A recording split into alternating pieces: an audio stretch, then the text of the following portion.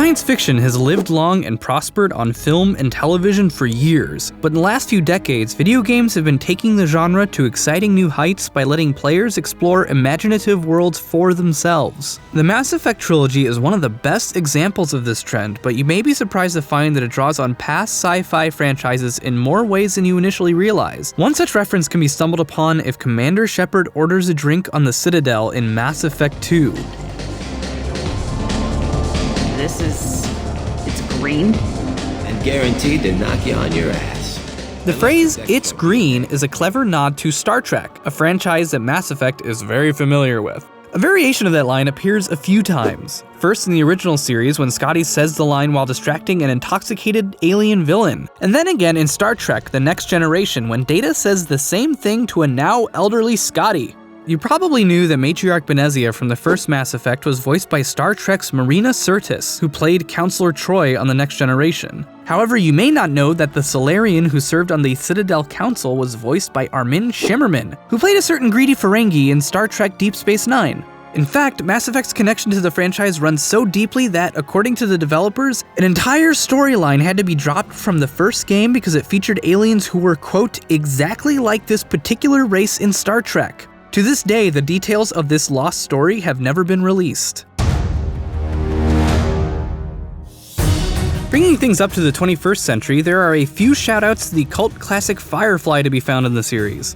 The Blue Sun's mercenary group is thought to be a reference to the Blue Sun Corporation, a system-wide company whose dark shadow and strong political influence is implied throughout the show. Although the Blue Sun of Firefly is not a mercenary group, both organizations share a ruthless and mysterious nature. That's not the only thing these series have in common. Both universes also share an event called the Unification War. In Mass Effect, the Unification War was a bitter civil war that was fought between Turians. In Firefly, it was a bitter civil war that was fought between humans. Another possible Firefly reference is Mass Effect's planet named New Canton. This distant world could be inspired by Canton from the show, as both are frontier planets on the edges of space. Firefly fans may remember it as the planet where the man they call Jane Cobb is worshipped as a hero. Speaking of Jane, the actor who portrayed him, Adam Baldwin, actually appears in Mass Effect 2 as Cal Rieger, a Marine of the Migrant Fleet. BBC's popular Doctor Who series also gets a small shout out in the Mass Effect 3 Collector's Edition, where you can find a robot dog by the name of K9. This is thought to be a nod to the Doctor's companion K9, who has appeared on and off throughout the show since 1977. Mass Effect is a military sci-fi set hundreds of years into the future, so we often find it mirroring our own world's proud military traditions. The Normandy operates as a naval vessel would, so it comes as no surprise that the folks at BioWare took an opportunity to reference the Hunt for Red October not once, but twice. When Joker activates his stealth drive on the Normandy, he says this: "Only way they'll detect us is if you all start singing the Russian national anthem." Joker is referring to a famous scene in the film where a submarine crew does just this and is picked up by American sub-sonar. The other reference also comes courtesy of Joker when he tells us he sometimes gets the urge to pull a crazy Ivan, which is a real Navy maneuver that is best known for being used in the Hunt for Red October. That's not the only place it shows up though, as Joker's fellow space pilot Wash executes this maneuver in the first episode of Firefly.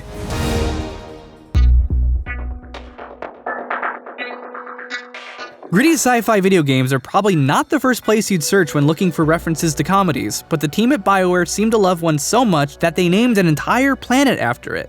In the Mass Effect 3 Leviathan DLC, you can find a Turian planet called Triginta Petra. In Latin, Triginta means 30, and in Greek, the word Petra translates as rock, a reference to Tina Fey's Emmy-winning TV show 30 Rock. During your downtime on the Citadel, you have probably found yourself in the Dark Star Lounge on quite a few occasions. Many believe that the bar is named after the 1974 John Carpenter film Dark Star, which follows a spaceship crew tasked with the unusual job of blowing up empty planets.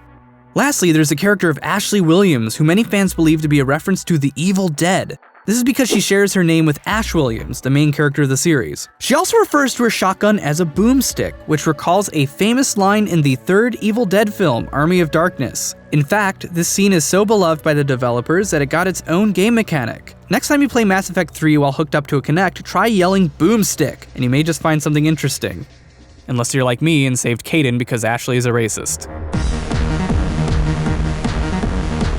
You thought you knew Mass Effect, but hopefully you've learned just a thing or two more. Do you know any other references we didn't cover here? Share them in the comment section below and we might include it in a future episode. If you like this show, don't forget to like and subscribe for more.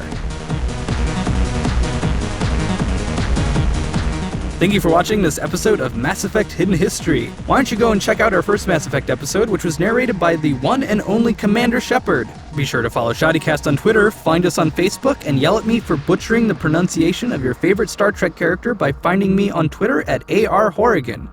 Now, believe it or not, this damn video needs calibrating.